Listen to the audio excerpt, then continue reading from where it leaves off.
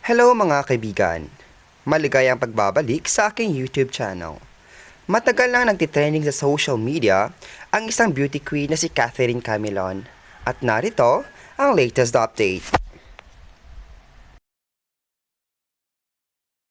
Latest update sa nawawalang beauty queen na si Catherine Camilon na magpahanggang sa ngayon hindi pa rin natatagpuan. 3 buwan na ang nakakalipas. Gusto ng pamunuan ng Philippine National Police o PNP na matuldukan na ang kaso ng nawawalang beauty queen na si Catherine Camilon. Bukod sa pangangalap ng ebidensya, patuloy sa pagkumbinse ang mga otoridad sa sumuong sospek na si Jeffrey Magpantay para siya'y maging isang state witness sa naturang kaso. Umaasa ang CIDG na makokonsensya at makikipagtulungan sa kanila si Jeffrey Magpantay. Naniniwala kasi ang mga otoridad na malaki ang maitutulong niya upang malutas ang pagkawala ni Catherine Camilon.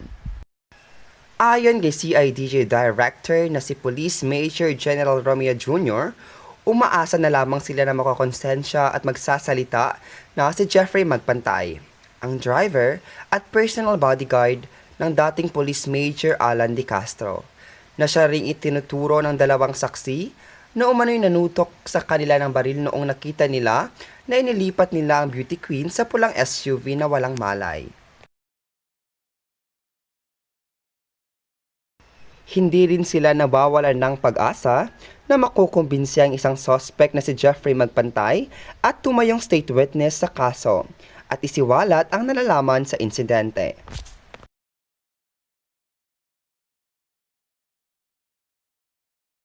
Sabi nga ng Police General, I believe na sooner ay isisiwalat at sasabihin niya kung ano man ang participation nila, kung ano ang katotohanan. Meron tayong effort na sana maging state witness yan at sasabihin niya na lang yung nalalaman niya.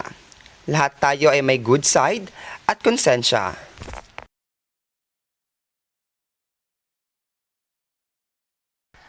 Parang nawawalan na ng pag-asa ang CIDG na matagpuan pa nilang buhay ang beauty queen na si Catherine Camilon. October 12, 2023 pa nang maiulat na nawawala ang biktima. Pero hanggang sa ngayon, hindi pa rin ito natagpuan at wala pang impormasyon kung nasaan ito.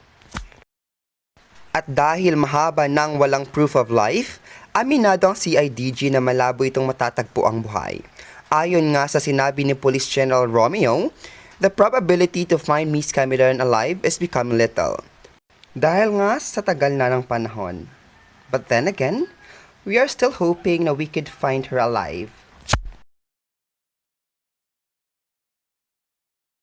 Una rito mismo ang Deputy Chief ng CIDG Region 4A ang nagkumpirma na may mga witness na nagsasabing wala ng beauty queen na si Catherine Camilon.